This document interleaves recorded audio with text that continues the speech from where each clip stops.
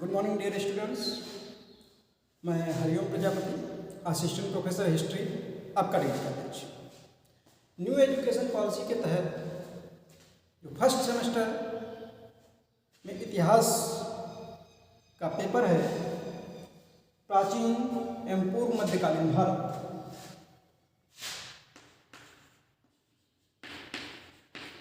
प्राचीन और पूर्व मध्यकालीन भारत, पूर्व मध्यकालीन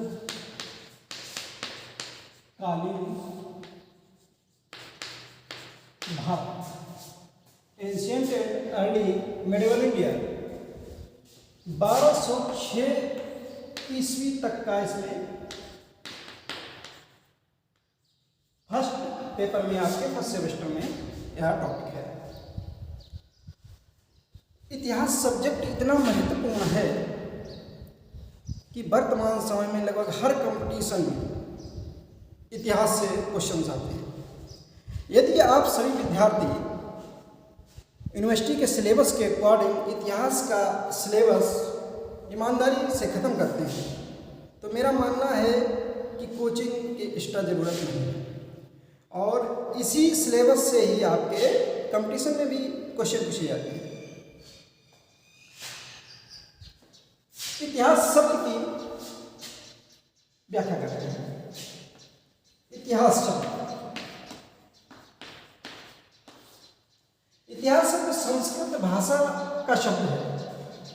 यह 3 शब्दों से मिलकर बना है। इति प्लस हा प्लस आस। इति का अर्थ है ऐसा ही, हा मीन्स निश्चित रूप में, आस मीन्स था, अर्थात निश्चित रूप से ऐसा ही था। इतिहास का शाब्दिक अर्थ है। यूनानियों ने भारतीयों पर यह आरोप लगाया कि भारतीयों को इतिहास लिखना ही नहीं आता, लेकिन ऐसा नहीं है। इतिहास शब्द का उल्लेख सर्वप्रथम अथर्ववेद में मिलता है। इससे प्राचीन समय में इतिहास के लिए अमर सिंह ने एक अमर कोश लिखा, और अमर कोश शब्दकोश में इतिहास शब्द के लिए पुराव्रत शब्द का यूज किया। पुराव्रत अर्थात पुरानी कहानियाँ, पुराने वृत्तांत, इन के माध्यम से इतिहास लिखा गया। इतिहास लिखने का फॉर्मेट अलग था। अगर पहली सिस्टमेटिक क्रमबद्धता की बात करें तो भारत में क्रमबद्ध इतिहास सबसे पहली बार कल्हड़ के द्वारा लिखा गया। इतिहास के जनक की बात करें तो यूरोपियन हिस्ट्री में नाम आता है हेरोडोटस।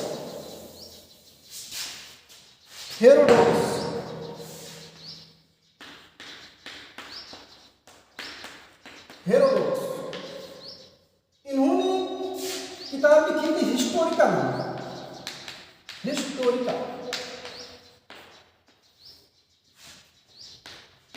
और हिस्टोरिका में ही सर्वप्रथम इन्होंने हिस्ट्री शब्द का प्रयोग किया। जिस प्रकार से संस्कृत के इतिहास शब्द का अर्थ है निश्चित रूप से ऐसा ही, अर्थात निश्चित रूप से जो घटनाएं घटी हैं उनका शाब्दिक अर्थ संस्कृत के इतिहा प्लस आज से निकलता है। उसी प्रकार से हिस्ट्री शब्द का अर्थ है, हिस्ट्री शब्द हिस्टोरिया नामक ग्रीक वर्ड, हिस्टोरिया एक ग्रीक वर्ड है, इससे हिस्ट्री शब्द की उत्पत्ति हुई।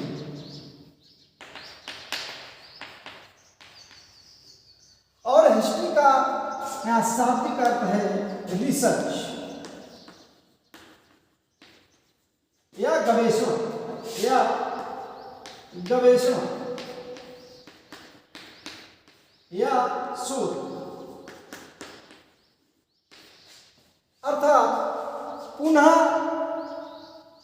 रिसर्च करके पुरानी हिस्टोरिकल इवेंट्स को खोज करके, पुरानी कहानियों के माध्यम से, पुराने ग्रंथों के माध्यम से, पुरातत्विक एविडेंस के माध्यम से जो रिसर्च करके ज्ञान प्राप्त किया जाता है उसे हिस्ट्री में शामिल किया गया। हेरोडोटस को इसी कारण इतिहास का जनक कहा जाता है, फादर ऑफ हिस्ट्री। इतिहास की कुछ महत्वपूर्ण परिभाषाएं देखते हैं जो आपके फर्स्ट यूनिट में सिलेबस है आपका, इंपॉर्टेंस ऑफ हिस्ट्री। रेनियर कहते हैं इतिहास एक कहानी है। अकॉर्डिंग टू रेनियर इतिहास एक कहानी है। चार्ल्स फर्थ कहते हैं, चार्ल्स फर्थ, इतिहास एकमात्र कहानी ही नहीं है। इतिहास एक विशेष प्रकार का ज्ञान है। इतिहास एक विशेष प्रकार का ज्ञान है। इतिहास एक विशेष प्रकार का ज्ञान है जो मनुष्य के दैनिक जीवन में उपयोगी है। दैनिक जीवन में उपयोगी है।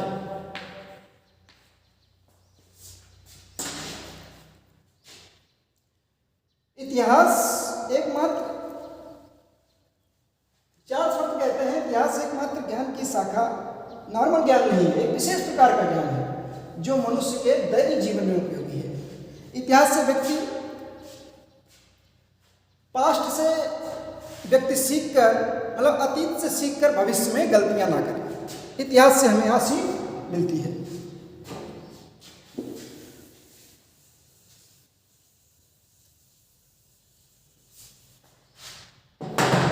कलिंगुड के अनुसार, कलिंगुड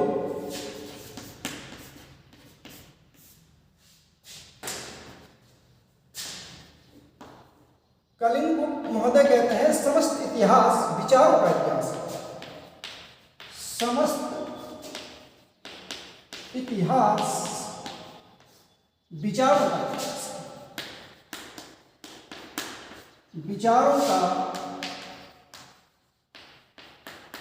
इतिहास है। कलिंगुड महोदय का मानना है कि जितना भी इतिहास है, समस्त इतिहास क्या है? विचारों का इतिहास है। E.H. कार महोदय कहते हैं, E.H. Car, E.H. कार,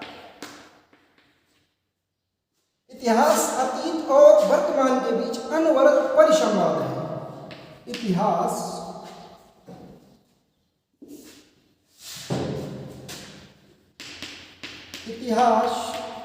अतीत और वर्तमान के बीच,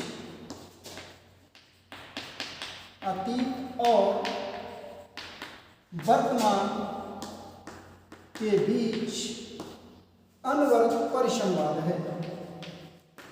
अनवरत परिसंवाद है, अर्थात पास्ट और प्रेजेंट के बीच अनएंडिंग डाला, एक ऐसा संवाद जो कभी खत्म नहीं होता है।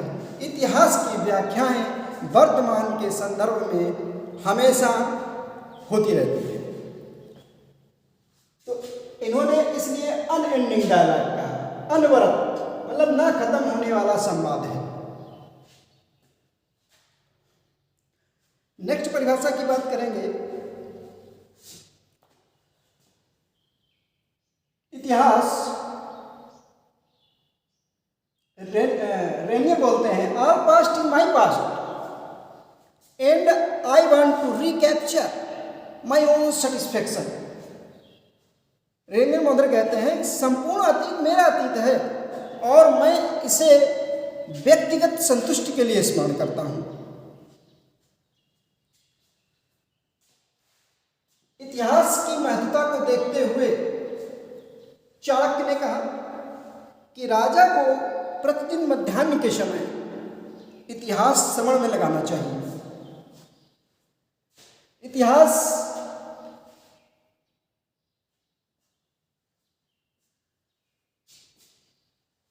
के संदर्भ में कहा जाता है कि जिस व्यक्ति को अपने संस्कृति और इतिहास का ज्ञान नहीं है, वह उस पेड़ के समान है जिसकी जड़ नहीं है।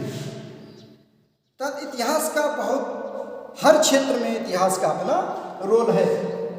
जियाउद्दीन बर्नी कहते हैं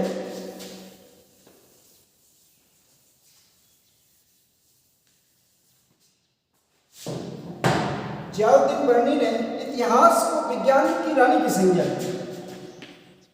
जियाउद्दीन बर्नी ने फतवा तारीख फिरोज शाही में इतिहास को विज्ञानों की रानी की संज्ञा दी। विज्ञानों की रानी की संज्ञा। अबुल फजल अकबरनामा में लिखते हैं, अबुल फजल अकबरनामा में लिखते हैं, किसमें? अकबरनामा में, इतिहास चिकित्सालय की भांति है। इतिहास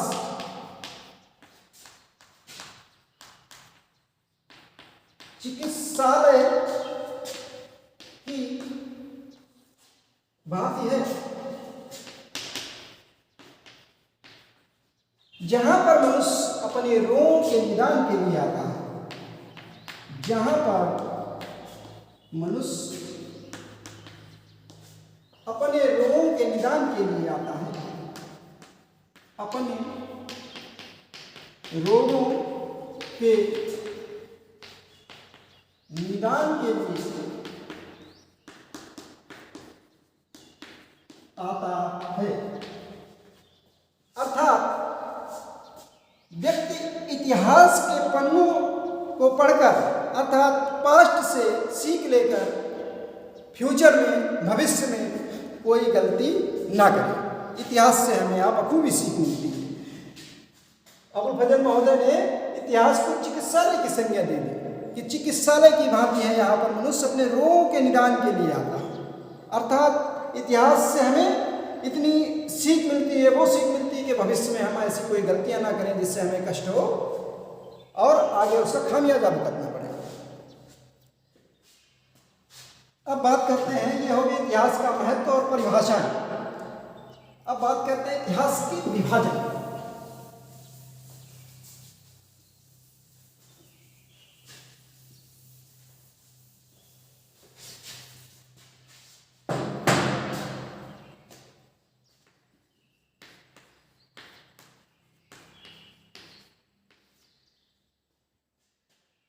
इतिहास को मुख्यतः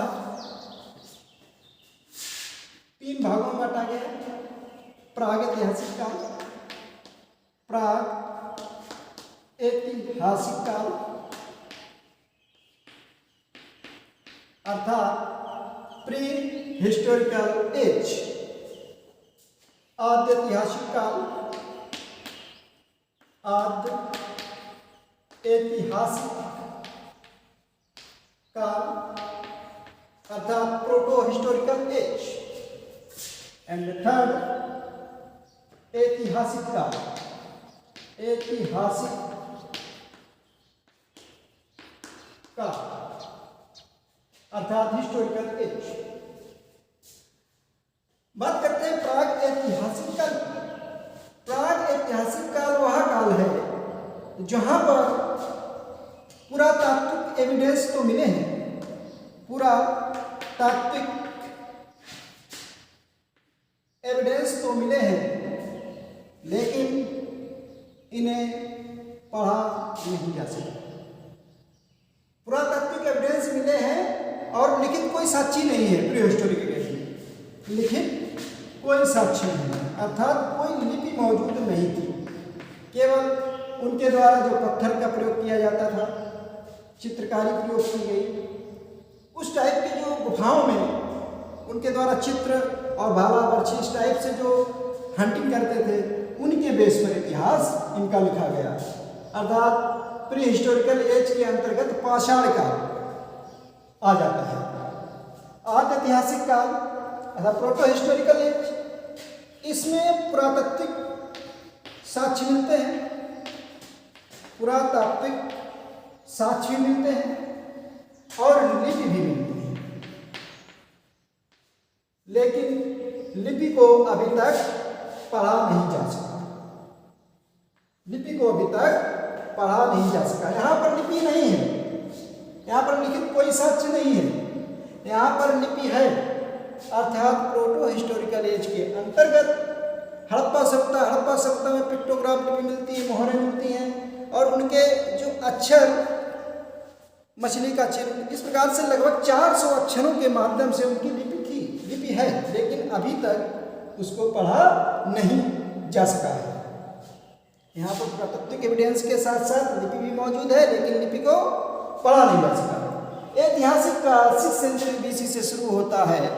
यह वह काल है जहाँ से सिस्टमेटिक तरीके से एविडेंस को पढ़ा गया है, लिपि का ज्ञान हुआ है, और यहाँ पर लिखित इतिहास सिस्टमेटिक तरीके से यहाँ से इतिहास 6th सेंचुरी BC से शुरू हो जाता है। अब बात करते हैं ओम।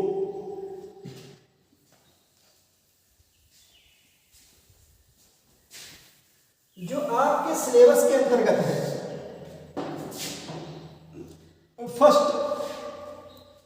BA फर्स्ट सेमेस्टर के फर्स्ट यूनिट में इंट्रोडक्शन ऑफ एंशिएंट हिस्ट्री, प्राचीन इतिहास का परिचय,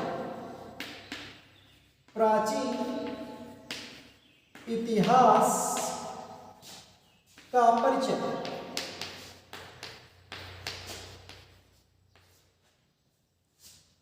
ये फर्स्ट यूनिट का फर्स्ट पॉइंट है, प्राचीन इतिहास का परिचय। तो प्राचीन इतिहास जब आप पढ़ेंगे तो प्रागैतिहासिक के अंतर्गत आपका सबसे पहले आएगा पाषाण काल। प्रागैतिहासिक काल के अंतर्गत पाषाण काल, फिर उसके बाद मध्य पाषाण काल, मध्य पाषाण काल और नवपाषाण काल, नवपाषाण काल। इसकी कोई निश्चित तिथि नहीं है, लेकिन अनुमानतः कुछ किताबों में 25 लाख वर्ष पूर्व से लिखा हुआ है, एनसीईआरटी में 20 लाख, प्राचीन काल से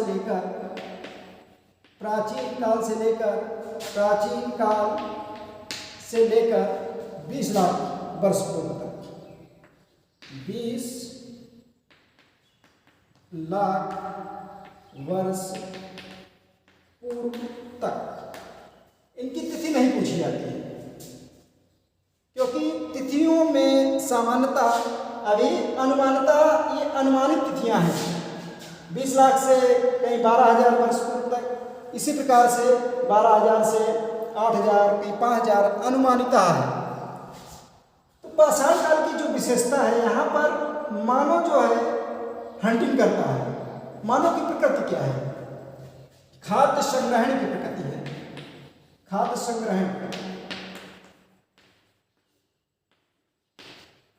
हंटिंग करता है और बचे हुए भोजन को सुरक्षित रख लेता है दूसरे दिन के लिए। पाषाण काल में जो पत्थर मिले हैं, बड़े बड़े पत्थर, अर्थात औजार जैसे हैंड एक्स,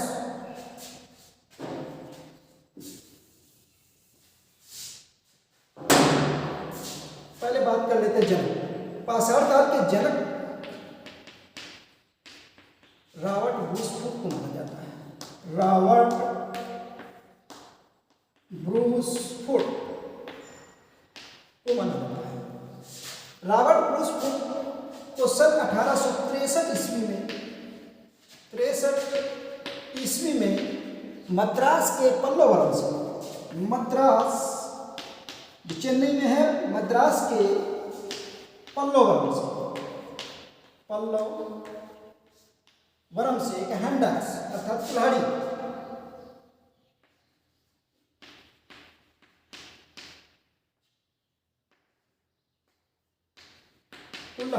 हैंडक्स प्राप्त हुआ मद्रास के पल्लव वंश से। रावट ब्रूसफुट पेशे से भूगर्भ वैज्ञानिक थे, ना कि इतिहासकार। मध्य पाषाण जनक के रूप में। C.L. कार्लाइल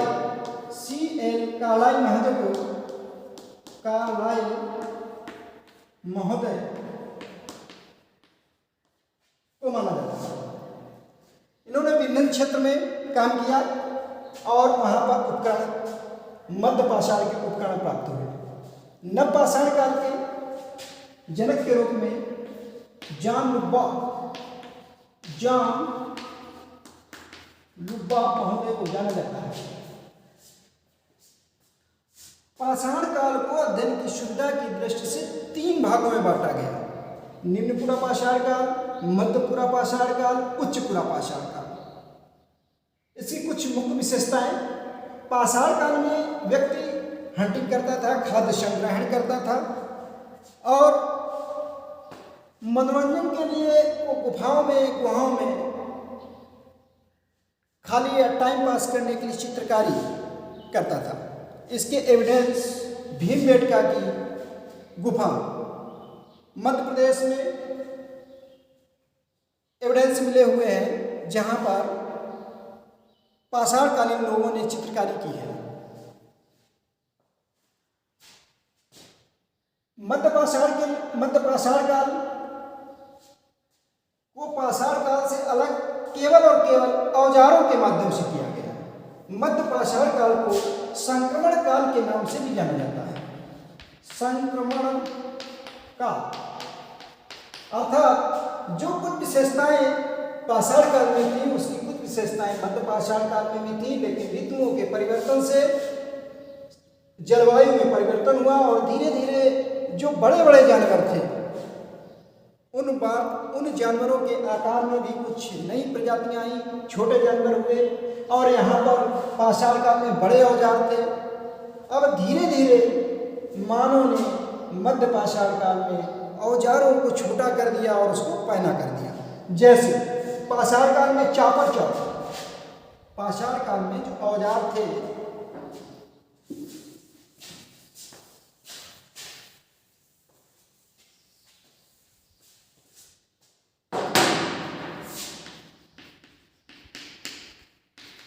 पाषाण काल, चापर चॉपिंग नामक औजार। चापर एक पत्थर का था, उसमें एक तरफा धार होती थी और चॉपिंग बड़ा पत्थर होता था, उसमें दोनों तरफा धार होती थी। ऐसे विधारणी, चापर, चॉपिंग, विधारणी, हैंडल्स। और जब मध्य पाषाण काल में व्यक्ति आएगा तो वहां पर एक टर्म यूज होगा माइक्रोलिथ, अर्थात छोटे औजार। इसे माइक्रोलिथ भी बोला गया है। माइक्रोलिथ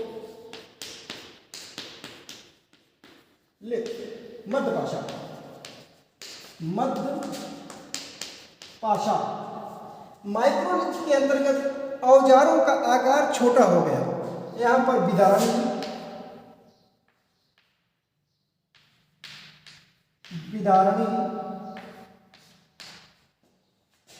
भेदनी, स्क्रैपर आदि छोटे छोटे औजार। भेदनी एक नुकीली होती थी, उससे भेद दिया जाता था। विदारणी, इस तरह छोटे छोटे औजार यहाँ पर आ गए।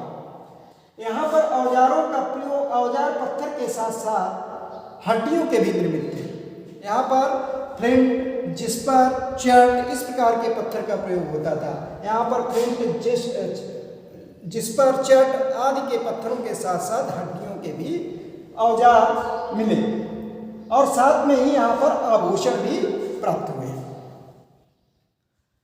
अब बात करते हैं आग की। आग का ज्ञान तो था, लेकिन पाषाण काल में आग से परिचय तो था, मानव का परिचय था, लेकिन वो प्रयोग करना नहीं जानता था। प्रयोग कब किया उसने? मध्य पाषाण काल में मनुष्य ने आग का प्रयोग करना सीखा और जब पहले वो कच्चा मांस खा रहा था, अब उसने मांस को पकाकर खाना शुरू कर दिया। नवपाषाण काल में पहिए का आविष्कार हुआ। नवपाषाण काल में जॉन लुब्बा महोदय ने नवपाषाण शब्द का सर्वप्रथम प्रयोग अपनी हिस्टोरिकल टाइम्स ऑफ पत्रिका में किया और नवपाषाण के जनक जॉन न्यूबाउट महोदय माने जाते हैं। नवपाषाण में क्रांतिकारी बदलाव हुए। कृषि, संक्षेप में समझेंगे नवपाषाण काल को। नवपाषाण काल में कृषि का और रहन सहन में स्थायित्व आ जाता है। स्थायित्व नवपाषाण काल की कुछ जगह जैसे जम्मू कश्मीर में गुफकरा,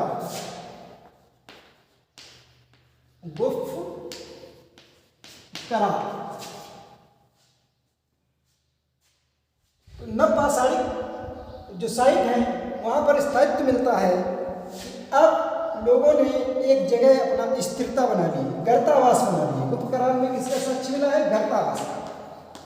गर्तावास अर्थात जानवरों की सुरक्षा के देखते हुए जमीन के अंदर जो रहने के लिए घर बनाए जाते थे उन्हें गर्तावास कहा गया। इस संक्षेप में इतिहास हुआ पाषाण काल और मध्यपाषाण काल, नवपाषाण काल का। फर्स्ट यूनिट में जो आपका नेक्स्ट टर्मिनोलॉजी है इतिहास के स्रोत, अर्थात इतिहास को हम पढ़ेंगे कैसे, इतिहास के स्रोत क्या है।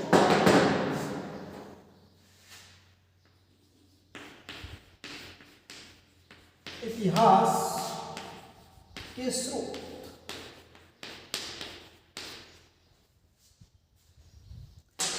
इतिहास के स्रोत की बात करते हैं। इन्हें 3 प्रकार से बांटा गया है। पहला है पुरातात्विक स्रोत, पुरातात्विक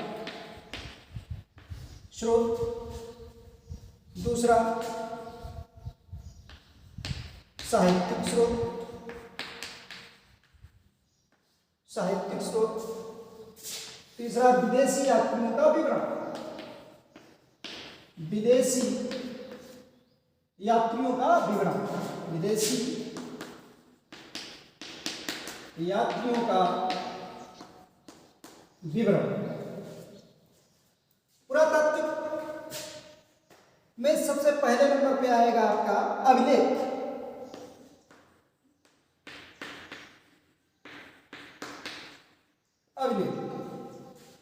अभिलेख की बात करते हैं तो सबसे प्राचीन अभिलेख जो आपका है एशिया माइनर का 1400 बीसी का बोगज अभिलेख, 1400 बीसी का बोगज अवलोक, बोगज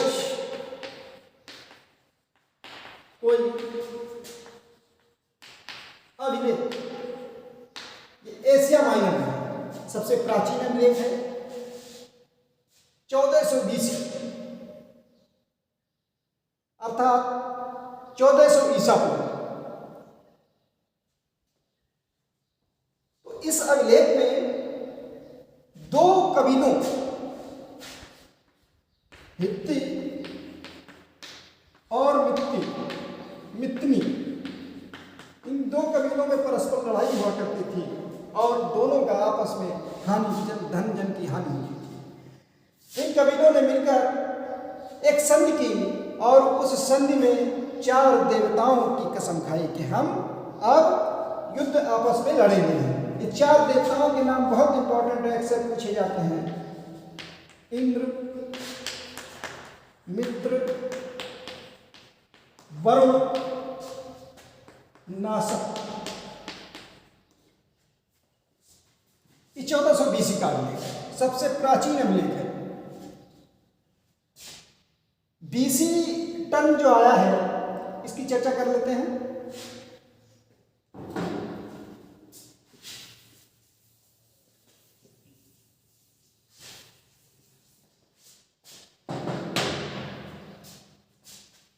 बीसी को, एडी को इनोडोमी बोलते हैं, इनोडोमी अर्थात ईस्वी या सन या सन जो वर्तमान में चल रहा है। बीसी अर्थात इससे पहले, अब वर्तमान में बीसी को बीसीई बोलते हैं, बिफोर क्राइस्ट पहले बोलते थे, बीसीई बोलते हैं अर्थात before common era, before common era. अब जैसे भारतीय इतिहास में कुछ संवत चले, शक संवत, शक संवत 78 ईस्वी, विक्रमी संवत, विक्रमी संवत